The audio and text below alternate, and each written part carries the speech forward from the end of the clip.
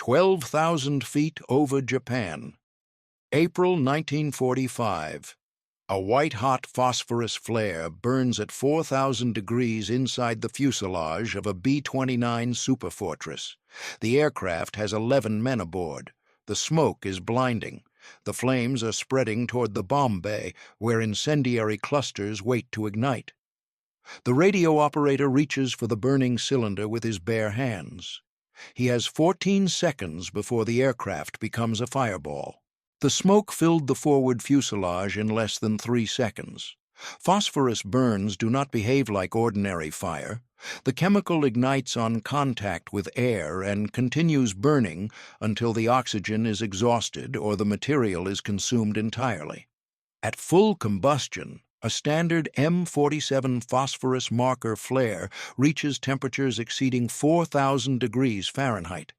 The casing melts. The smoke is dense, white, and toxic. Inhalation causes immediate damage to lung tissue. Inside the B-29 designated city of Los Angeles, the phosphorus cylinder had ignited prematurely.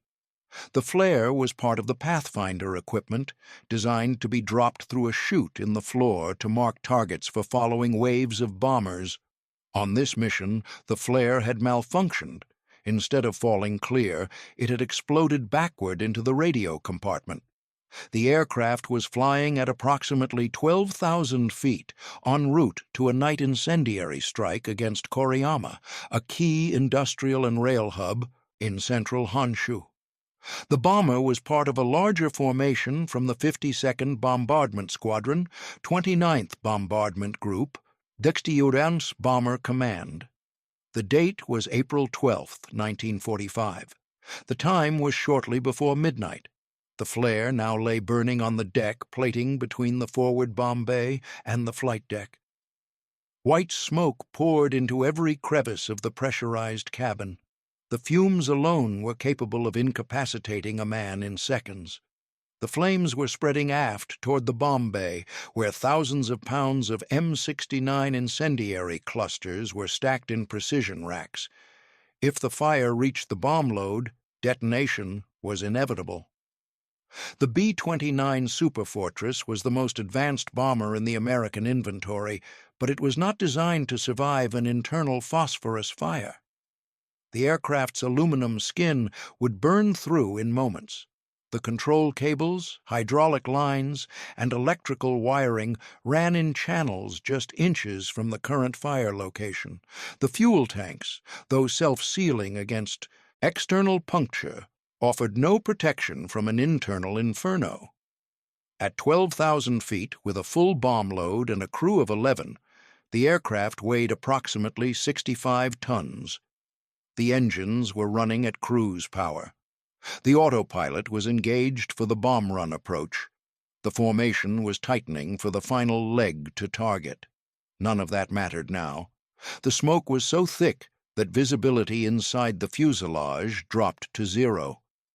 The pilot, First Lieutenant Arthur Meyerhoff, could not see his instrument panel. The co-pilot could not see the pilot. The flight engineer could not see either of them. Communication through the interphone system was fragmenting as men began coughing, choking, gasping for air. The flare continued to burn. A single M47 flare contained approximately 8 pounds of white phosphorus. Once ignited, it could not be extinguished by water, by smothering, or by any means available aboard a B-29. The only way to stop the fire was to remove the flare from the aircraft entirely. The problem was that no one could see it. The radio operator's station was directly adjacent to the flare chute. Staff Sergeant Henry Eugene Erwin had been seated at his position when the malfunction occurred. He had watched the flare drop into the chute. He had expected it to fall clear. He had seen the flash when it detonated prematurely, blowing the chute cover off and sending the burning cylinder back into the cabin. Erwin was 23 years old. He had been in the Army Air Forces for 2 years. He had trained as a radio operator and had flown combat missions over Japan since the 29th Bombardment Group arrived in the Marianas earlier that year. He was considered reliable, competent, and methodical. He did not volunteer for dangerous assignments. He did not seek recognition. He showed up, did his job, and kept the communications equipment functioning. Now the burning flare was somewhere on the deck near his feet. The smoke made it impossible to see. The heat was intense enough to feel through the soles of his flight boots. The fumes were already affecting his vision and his breathing. Erwin got down on his hands and knees. He began searching for the flare by touch. The cabin floor was hot. The smoke was thick enough to choke on. The other crewmen were scrambling toward the rear of the aircraft, away from the fire. Erwin moved toward it. His right hand found the cylinder. The phosphorus had already burned through the metal casing. The chemical compound was exposed. It was burning at temperatures capable of melting steel. Erwin picked it up. The phosphorus seared through his flight glove instantly. It burned into the flesh of his palm, then his fingers. The pain was immediate and absolute. The smoke was now pouring directly into his face. He could not see. He could barely breathe. He stood up. The only way to save the aircraft was to get the flare to an open window or hatch. The nearest exit was the copilot's side window, approximately 15 feet forward through a narrow passageway obstructed by the navigator's table and the upper turret assembly. Erwin began moving. The flare was burning into his arm now. The phosphorus was eating through fabric, then skin, then muscle. The chemical compound would continue burning as long as it had access to oxygen. The only way to stop the burning was to deprive it of air, which was impossible while Erwin was holding the cylinder in an enclosed, pressurized cabin. He kept moving. The navigator's table was in the way. Erwin could not see it. He could not see anything. The smoke was total. The pain was beyond description. The flare was now burning into his chest as he cradled it against his body to keep from dropping it. He struck the table. He pushed past it. He kept moving. The co-pilot heard him coming. The co-pilot could not see him either, but he could hear the sounds of a man struggling through the smoke, gasping, choking, burning. The co-pilot opened the side window. Erwin reached the cockpit. He located the window by feel. He thrust his arm through the opening and released the flare into the slipstream. The phosphorus cylinder tumbled away into the darkness over Japan. Inside the aircraft, the immediate fire threat was eliminated. The smoke began to clear. The crew began to recover. The pilot regained visual contact with his instruments. The co-pilot closed the window. The flight engineer checked the systems. Henry Erwin collapsed on the flight deck. His face was gone. The phosphorus had burned away most of the skin and underlying tissue. His eyes were damaged beyond immediate assessment. His nose was partially destroyed. His right arm was burned to the bone in multiple places. His chest and torso showed deep chemical burns that would require months of surgery to address. He was conscious. He was still breathing, and somehow, impossibly, the aircraft was still flying. If this history matters to you, tap like and subscribe. Henry Eugene Erwin was born on May 8, 1921, in Adamsville, Alabama, a small coal mining town in the hill country west of Birmingham. His father worked in the mines. His mother kept the house and raised the children in the Baptist tradition, common to that part of the Deep South. The family was not wealthy. No one in Adamsville was wealthy. The Depression hit the coal towns hard, and the recovery came slowly. Erwin attended local schools and showed no particular distinction in academics or athletics. He was quiet, dependable, and practical. His teachers remembered him as a boy who did what was asked without complaint and without seeking attention. He was not the type to volunteer first, but he was always the type to finish what he started. After high school, Erwin worked various jobs in the Birmingham area. He did not attend college. He did not have a clear career plan. When the war came, he registered for the draft like millions of other young Americans and waited for his number to be called. He was inducted into the Army Air Forces in 1943. His initial assignment was to basic training at Keesler Field, Mississippi, followed by technical training as a radio operator. The radio operator position on a bomber crew required proficiency in Morse code, equipment maintenance, and communication protocols. It was not a glamorous assignment. Radio operators did not fly the aircraft or drop the bombs or shoot down enemy fighters. They sat at their stations, monitored frequencies, transmitted position reports, and kept the crew connected to the command structure. Erwin proved to be a capable student. He scored well on technical examinations. He demonstrated the patience and attention to detail that the position required. When he completed training, he was assigned to a B-29 crew forming up at a stateside base for eventual deployment to the Pacific.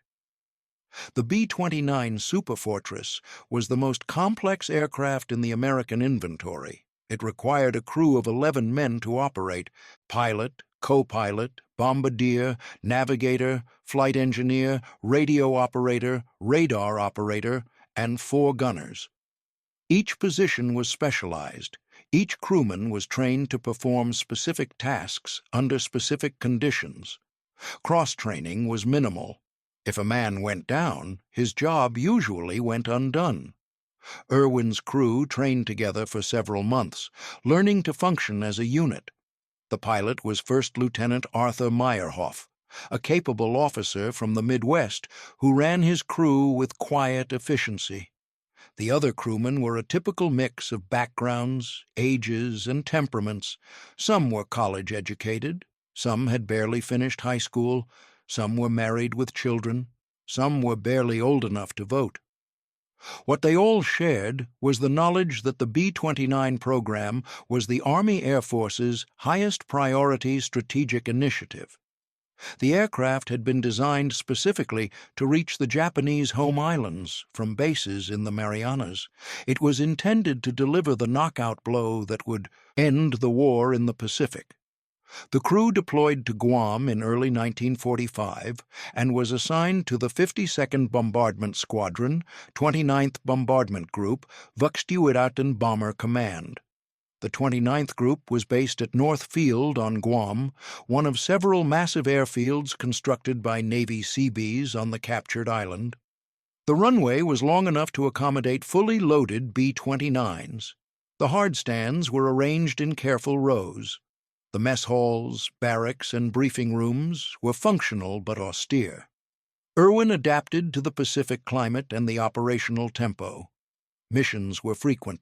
Turnaround times were short. The B-29s flew by day and by night, depending on target requirements and weather conditions. The crews learned to sleep when they could and eat when food was available. By April 1945, the 29th Group had participated in numerous strikes against Japanese industrial targets. The shift to incendiary tactics, initiated by Major General Curtis LeMay in early March, had transformed the strategic campaign. Instead of high-altitude precision bombing, the B-29s now flew at lower altitudes and dropped massive loads of incendiary clusters designed to ignite the wooden structures that dominated Japanese urban areas. The results were devastating. The Tokyo firebombing raids of March 1945 had killed more than 80,000 people in a single night. Subsequent strikes against Nagoya, Osaka, and Kobe had produced similar devastation. The Japanese air defense system was struggling to respond to the new tactics. But the Japanese were not passive. Anti-aircraft fire remained intense over major targets. Night fighters, though less numerous than their European counterparts, still posed a threat to isolated bombers. And the flak was always there, always present, always capable of killing a man or destroying an aircraft without warning. Erwin had flown multiple missions without serious incident. He had experienced moderate flak, occasional turbulence, and the standard mechanical problems that plagued any complex aircraft. He had never been wounded. He had never seen a crewmate seriously injured. He had never faced a situation that exceeded his training. That was about to change. The mission briefing for April 12, 1945 began in the late afternoon. The target was Koriyama, a manufacturing and rail center approximately 150 miles north of Tokyo. The city contained chemical plants, ammunition facilities, and rail yards that supported the Japanese war effort. The mission was designated as a pathfinder operation, meaning that select aircraft would drop marking flares to guide the main bomber force to the target. The city of Los Angeles was one of the pathfinder aircraft. The crew would carry a combination of marking flares and incendiary bombs. Their job was to identify the target area, drop the markers, and clear out before the following waves arrived. It was a routine assignment. Pathfinder missions were considered desirable because the aircraft flew ahead of the main formation and thus avoided the concentrated anti-aircraft fire that followed the bomb drops. The risk was being alone over hostile territory without the protection of surrounding aircraft. Erwin attended the briefing with the rest of the crew. He noted the weather forecast, the expected enemy resistance, and the timing of the mission phases. He checked his equipment, verified his code books, and tested his radio set. At approximately 2100 hours, the crew boarded the aircraft and prepared for takeoff. The engines were started. The systems were checked. The aircraft taxied to the runway and waited for clearance. At 2130 hours, the city of Los Angeles lifted off from North Field and climbed into the darkness over the Pacific. The flight to Japan would take approximately 6 hours. Erwin settled into his station and prepared for a long night. Henry Erwin was not known for heroics. He was known for consistency. On previous missions, he had demonstrated the same pattern of behavior that characterized his entire military service. He arrived at his station early. He checked his equipment thoroughly. He followed procedures without shortcuts. He transmitted messages clearly and acknowledged responses promptly. His crewmates trusted him because he was predictable. In combat aviation, predictability was a virtue. A man who did his job the same way every time was a man who could be counted on when circumstances became chaotic. A man who improvised or took risks was a liability to the entire crew. Erwin's radio procedures were textbook. He maintained proper frequency discipline. He kept his logs accurate and legible. He reported position, altitude, and heading at the prescribed intervals. He did not chat unnecessarily on the interphone. He did not distract the pilots with questions or observations. During bomb runs, his role was limited. The bombardier controlled the aircraft during the final approach. The navigator provided course corrections. The gunners manned their positions. The radio operator monitored emergency frequencies and prepared to transmit distress calls if needed. On most missions, Erwin had little to do during the actual attack. He would sit at his station, watch the instruments, and wait for the bombs to drop. Then the aircraft would turn for home, and his job would resume. This mission was different. As a Pathfinder aircraft, the city of Los Angeles carried additional equipment for target marking. The phosphorus flares were stored in a rack near Erwin's station. His job, in addition to radio operation, was to assist with dropping the markers at the appropriate time. The flare-dropping procedure was straightforward. The navigator would call out the target approach. Erwin would arm the flare and load it into the chute. The bombardier would give the release signal. Erwin would pull the release handle, and the flare would fall away through the chute and ignite at a preset altitude, creating a visible marker for the following aircraft. Erwin had practiced this procedure multiple times. He had never experienced a malfunction.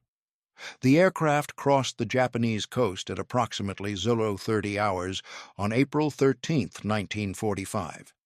The weather was clear. The visibility was good. The anti-aircraft fire was light at this stage of the approach. Erwin began preparing the first marker flare. The M47 was a standard phosphorus marker, approximately 2 feet long and 3 inches in diameter.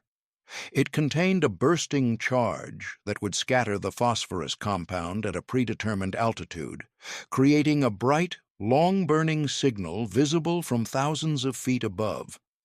Erwin armed the flare and loaded it into the chute. He waited for the bombardier's signal. The signal came. Erwin pulled the release handle. The flare dropped into the chute. Then, instead of falling clear, it detonated. The bursting charge had malfunctioned. Instead of igniting at altitude, it ignited inside the aircraft. The phosphorus compound exploded upward and backward, blowing the chute cover off and sending the burning cylinder back into the radio compartment. The flare landed on the deck, burning at 4,000 degrees, approximately 3 feet from where Erwin was seated. The smoke was immediate and total. The cabin filled with white phosphorus fumes in a matter of seconds. The visibility dropped to 0. The temperature began rising rapidly. Erwin could not see the flare. He could not see his crewmates. He could barely see his own hands. But he knew exactly where the flare had landed. He had watched it bounce off the chute cover. He had felt the heat of its initial burst. He knew within a foot where the burning cylinder was located. He also knew what would happen if it stayed there. The bomb bay was less than 10 feet away. The incendiary clusters were waiting. The aircraft had more than 4 tons of bombs aboard. If the phosphorus fire spread to the bomb bay, the entire aircraft would be destroyed. 11 men would die. The mission would be aborted, and the crew would simply cease to exist. Erwin had perhaps 15 seconds to act. He got down on his hands and knees. The deck plating was already hot. The smoke was burning his eyes and his lungs. He could hear shouting on the interphone, but the words were fragmentary, panicked, incomprehensible. He reached forward with his right hand, feeling for the flare. His fingers touched metal, hot metal, burning metal. He grabbed it. The phosphorus ignited his glove instantly. The chemical compound began eating through the leather, then the fabric, then the skin. The pain was beyond anything he had ever experienced. He stood up. The co-pilot's window was 15 feet away. To reach it, he would have to navigate through the narrow passageway between the radio compartment and the flight deck. The navigator's table was in the way. The upper turret assembly was in the way. The smoke was so thick that he could not see any of these obstacles. He began moving forward. The flare was burning into his arm now. The phosphorus was consuming tissue at a rate of approximately 1 inch per second. The smoke was pouring off the cylinder in thick white clouds. The fumes were filling his lungs with every breath. He kept moving. He struck the navigator's table. The impact slammed the burning flare against his chest. The phosphorus began eating through his flight suit, through his undershirt, through the skin of his torso. He pushed past the table. He kept moving. The co-pilot heard him coming. Second Lieutenant Leonard Kinney had been struggling with the smoke like everyone else, but he recognized the sounds of a man in extremis. He heard the gasping, the stumbling, the choking. Kinney opened the side window. The slipstream blasted into the cockpit at approximately 220 miles per hour. The rush of air cleared some of the smoke. It also fed oxygen to the burning phosphorus, intensifying the fire. Erwin reached the window. He could not see it, but he could feel the air. He thrust his arm through the opening and released the flare. The burning cylinder tumbled away into the darkness. Erwin collapsed on the flight deck. The fire was out. The aircraft was still flying. 11 men were still alive. But Henry Erwin was no longer the same man who had boarded the aircraft 6 hours earlier. The city of Los Angeles was at 12,000 feet over Japan, with a crew of 11 men, a full bomb load, and a severely wounded radio operator bleeding on the flight deck. The immediate crisis was over. The fire was out. The aircraft was intact. The engines were running normally. The controls were responding.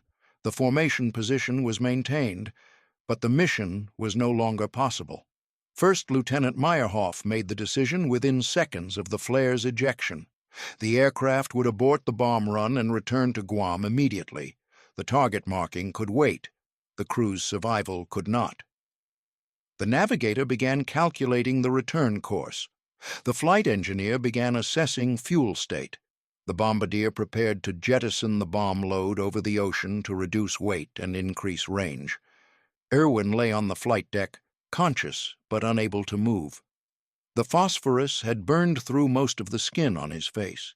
His right eye was badly damaged, possibly destroyed. His nose was partially consumed. His lips were gone. His right arm showed deep burns from wrist to shoulder. His chest bore multiple burns from where he had cradled the flare against his body.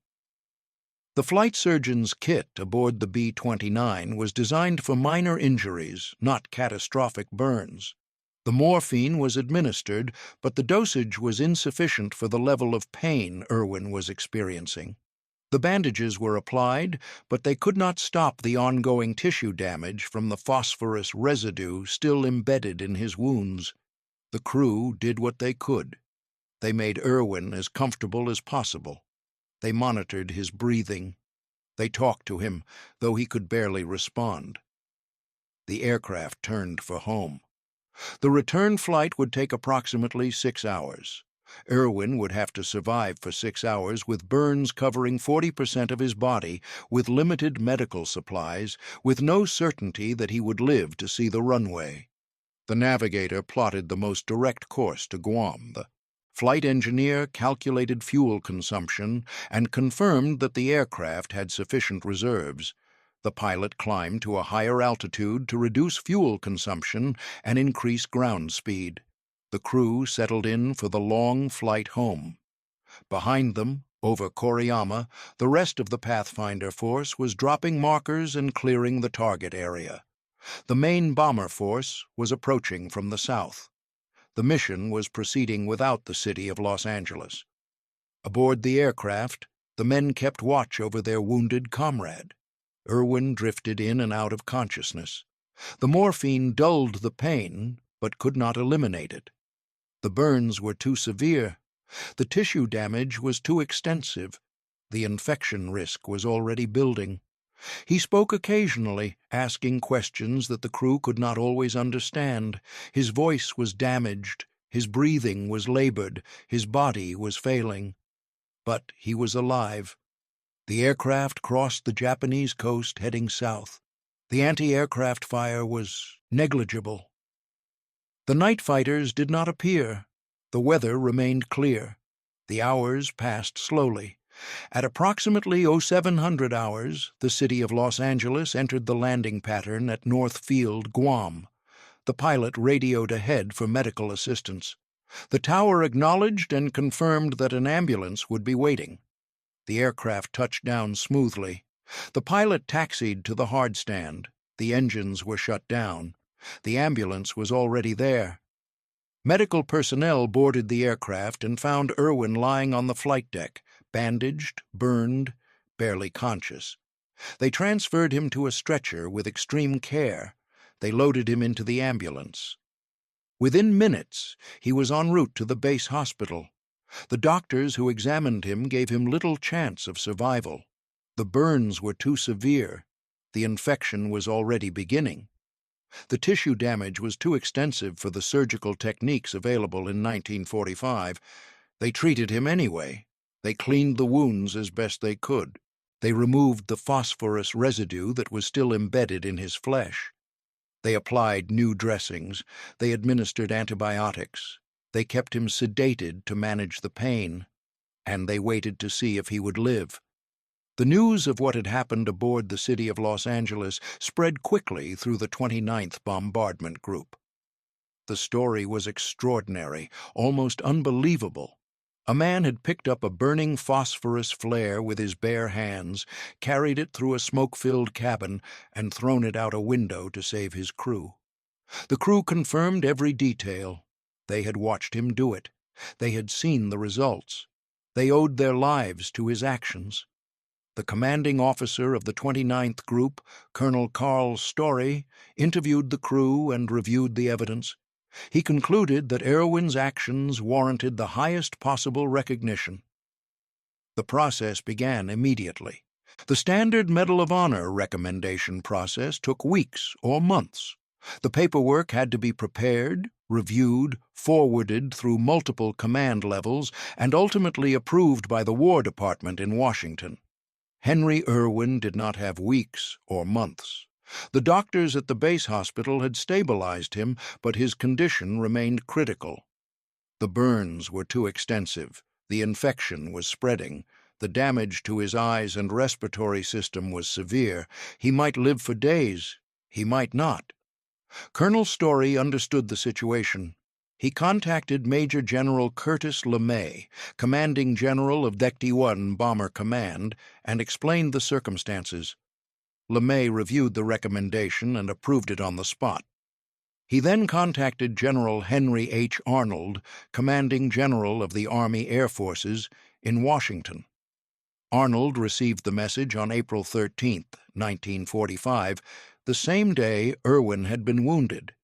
He reviewed the recommendation, accepted it, and authorized the immediate award of the Medal of Honor. But there was a problem. No Medal of Honor was available in the Pacific Theater. The medals were manufactured in the United States and shipped to combat zones as needed. None had been shipped to the Marianas. The nearest medal was in Hawaii, thousands of miles away. Arnold ordered a medal to be located and transported to Guam by the fastest available means. A Medal of Honor was found in storage in Honolulu.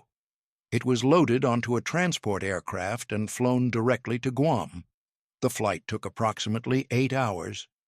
On April 19, 1945, exactly 1 week after the mission, General LeMay arrived at the base hospital on Guam. He was accompanied by Colonel Story and several members of Erwin's crew. Erwin was lying in a hospital bed, his face wrapped in bandages, his right arm immobilized, his body connected to intravenous lines. He was conscious but heavily sedated. LeMay pinned the Medal of Honor to Erwin's pillow. The citation was read aloud. The language was formal, precise, and restrained. It described Erwin's actions in clinical terms: the malfunction, the fire, the decision to pick up the flare, the transit through the aircraft, the ejection of the burning cylinder, the resulting injuries. The citation did not describe the pain. It did not describe the terror. It did not describe the smell of burning flesh or the sound of a man screaming into the smoke. It simply stated that Staff Sergeant Henry E. Erwin had distinguished himself by conspicuous gallantry and intrepidity at the risk of his life above and beyond the call of duty. Erwin was too weak to speak. He could barely see through his bandaged eyes. He did not move, but he understood. He had been awarded the Medal of Honor. He was the first living enlisted man in the Pacific Theater to receive the decoration since the war began. The ceremony lasted only a few minutes. LeMay spoke briefly to Erwin and to the assembled witnesses. Then he departed. Erwin remained in the hospital. The doctors continued their work.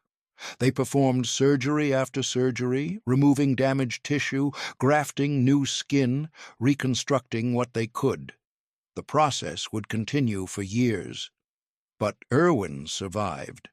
Against all medical expectations, against all statistical probability, he lived through the infections, the surgeries, the pain, and the uncertainty. He would eventually return to the United States for further treatment at military hospitals in California and Alabama. He would undergo more than 40 surgical procedures over the following years. He would lose the sight in his right eye permanently. He would carry scars on his face and body for the rest of his life. But he would live, and he would remember what had happened aboard the city of Los Angeles on the night of April 12, 1945. The city of Los Angeles flew again. The aircraft was repaired, inspected, and returned to service within days of the phosphorus fire incident. The damage to the cabin was superficial compared to what might have been. The deck plating was scorched. The navigator's table was burned. The smoke residue had to be cleaned from every surface, but the aircraft was intact. The crew flew again as well. Most of them completed their combat tours and rotated back to the United States. Some stayed in the service after the war. Some returned to civilian life. All of them carried the memory of what they had witnessed. The story of Henry Erwin became well known within the Army Air Forces. It was cited in training materials as an example of individual courage under extreme circumstances. It was referenced in discussions of crew coordination and emergency procedures. But the story also raised uncomfortable questions. The flare malfunction that had caused the incident was not unique. Similar malfunctions had occurred on other aircraft. The M47 marker flare was a reliable piece of equipment, but no piece of equipment was perfect. The question of what to do when a flare ignited inside an aircraft had no good answer. The standard procedure was to bail out. If a phosphorus fire started inside the cabin, the crew was supposed to evacuate immediately. The aircraft was considered lost. The mission was considered aborted. Survival was the priority. Erwin had not followed standard procedure. He had made a decision that no training manual covered. He had calculated in a fraction of a second that he could reach the window before the fire reached the bomb bay. He had accepted the certainty of severe injury against the possibility of saving the crew. The calculation had been correct, but the cost had been extreme. The doctors who treated Erwin estimated that he had held the burning flare for approximately 12 to 15 seconds. During that time, the phosphorus had consumed approximately 40% of the skin on his face, neck, and right arm. It had damaged his eyes, his nose, his lips, and his right hand. It had penetrated to the bone in several places. No human being should have been able to hold a burning object for that long. The pain should have been incapacitating. The reflexive response to drop the object should have been overwhelming. Erwin had not dropped it. He had held it, carried it, and released it only when he reached the window. The question of how he accomplished this feat had no satisfactory answer. The doctors attributed it to adrenaline, to willpower, to the survival instinct. The crew attributed it to something deeper, something that could not be explained in medical or psychological terms. Erwin himself never offered an explanation. When asked about his actions, he typically changed the subject or deflected with a brief acknowledgement. He did not consider himself a hero. He considered himself a man who had done what the situation required. The distinction was important to him. Heroism, in Erwin's understanding, implied something exceptional, something beyond normal human capacity. What he had done was not exceptional. It was simply necessary. The flare was burning. The crew was in danger. The window was nearby. He had done what any rational person would have done under the same circumstances. The fact that most people would not have done the same thing did not change his assessment. He had simply done his job. The other crewmen of the city of Los Angeles saw it differently. They had watched him pick up the burning flare. They had heard him moving through the smoke. They had seen him emerge on the flight deck, burning, bleeding, barely able to stand. They knew what he had done, and they knew what it had cost him. The Medal of Honor citation for Staff Sergeant Henry E. Erwin reads as follows.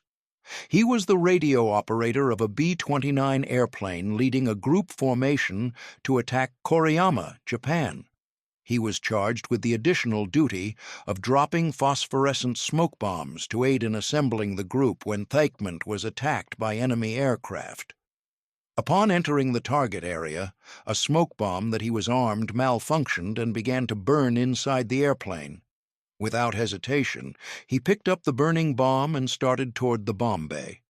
Finding this route blocked by the navigator's table, he proceeded to the cockpit. At this point, his entire clothing and flesh was ablaze. With the burning bomb held securely in his right hand, he reached the co-pilot's window, opened it, and threw the bomb out. His action saved the lives of his comrades. The citation continues. He sustained serious burns to his face, hands, and body. Despite his severe injuries, his first thought was for the welfare of his crew.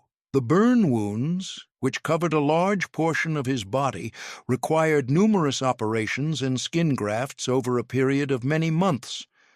The official language is precise. It is also incomplete. The citation does not mention that Erwin could not see. It does not mention that the smoke was so thick that visibility inside the aircraft was zero. It does not mention that he navigated by feel, by memory, by instinct.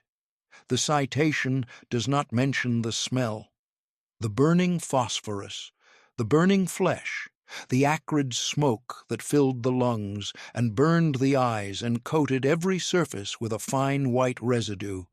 The citation does not mention the sounds, the shouting, the coughing, the choking, the gasping of a man who could not breathe and could not see and could not stop. The citation does not mention the pain, the 4,000-degree fire eating through skin and muscle and bone, the agony that should have been incapacitating but somehow was not. The citation states only that Erwin saved the lives of his comrades. This is accurate. It is also insufficient. Henry Erwin returned to Alabama after the war. He spent years in and out of hospitals, undergoing surgical procedures to repair the damage to his face and body.